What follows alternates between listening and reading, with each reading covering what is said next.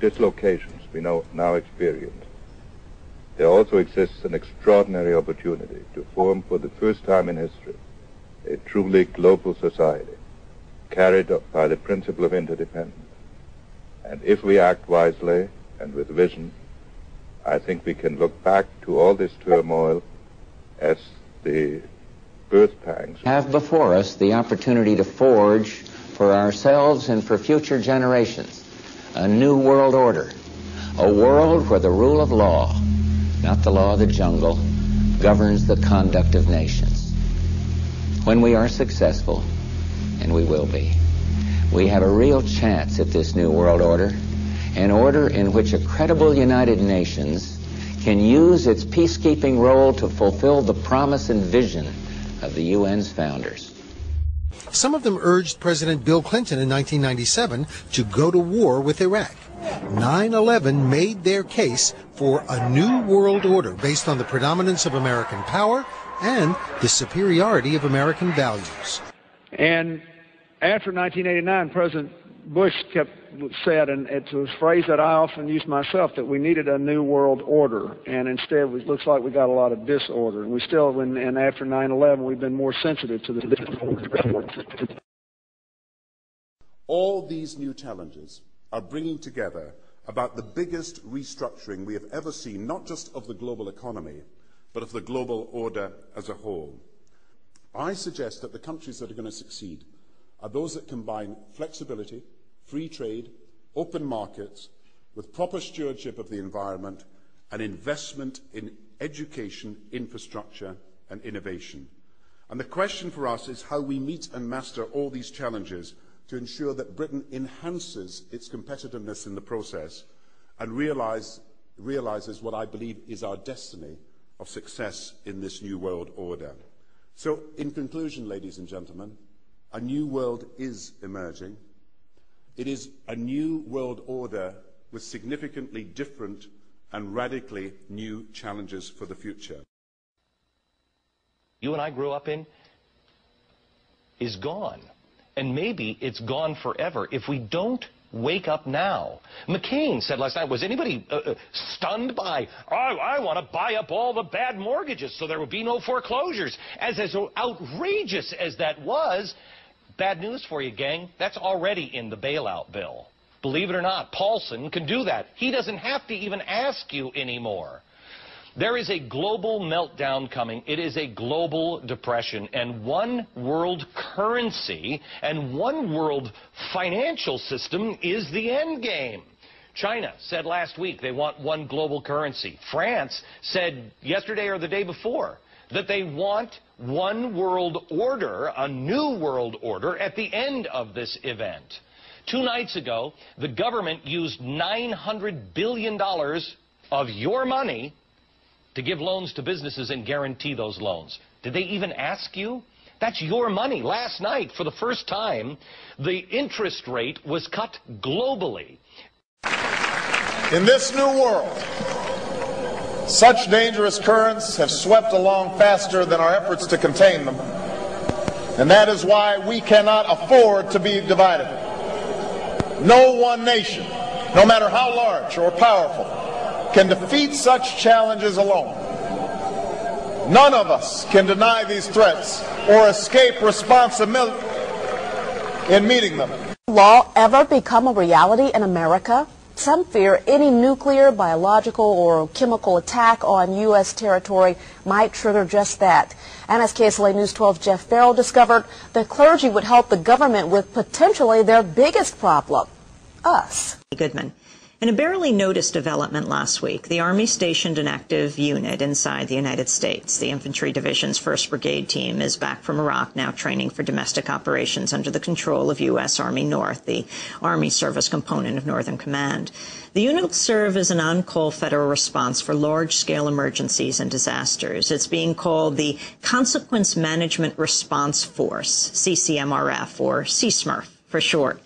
It's the first time an active unit has been given a dedicated assignment to U.S. Northcom, which was itself formed in October 2002 to, quote, provide command and control of Department of Defense homeland defense efforts. An initial news report in the Army Times newspaper last month noted, in addition to emergency response, the force, quote, may be called upon to help with civil unrest and crowd control. To the large number of people arriving, you will experience a short delay. Please remain calm and cooperate so that we can process you into the camp faster. Many of us were told in private conversations that if we voted against this bill on Monday, that the sky would fall, the market would drop 2,000 or 3,000 points the first day, another couple thousand the second day, and a few members were even told that there would be martial law in America if we voted no. That's what I call fear-mongering. Attention, attention, attention. Due to the large number of people arriving, we'll experience a short delay. Please remain calm and cooperate so that we can process you into the camp faster. Please cooperate with all personnel.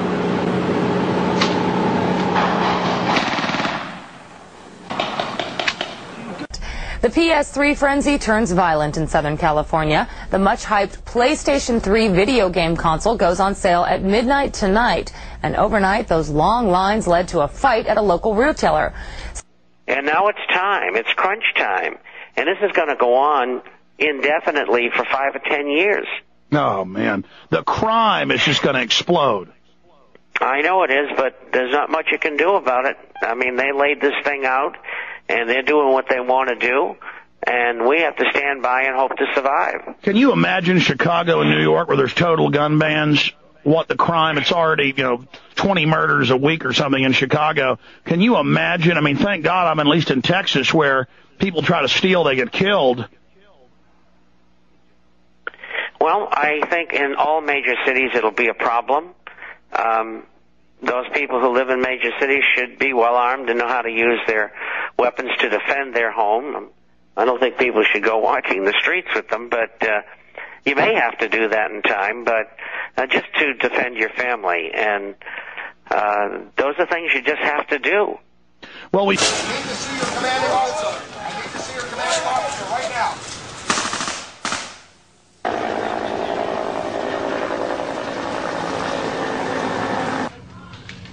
I'm very glad to see that the humanitarian assistance is going well.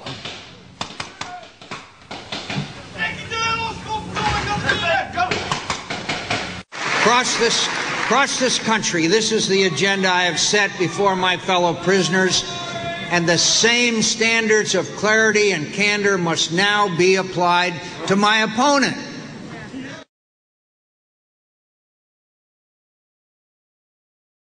We're gonna spread happiness. We're gonna spread freedom. Obama's gonna change it. Obama's gonna lead 'em. We're gonna change it and rearrange it. We're gonna change the world.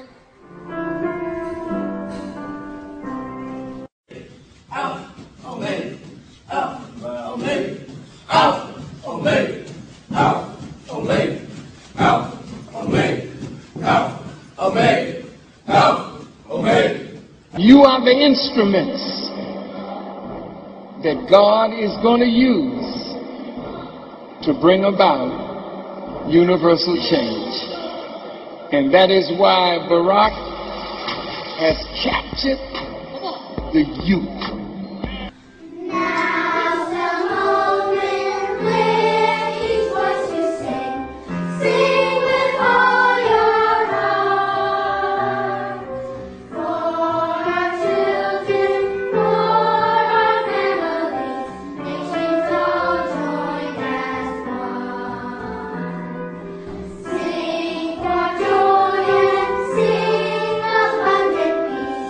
Courage, love,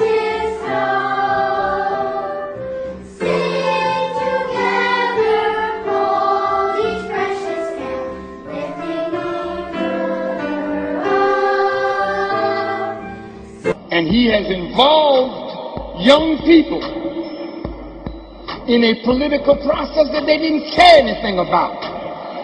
That's a sign. When the Messiah speaks, the youth will hear.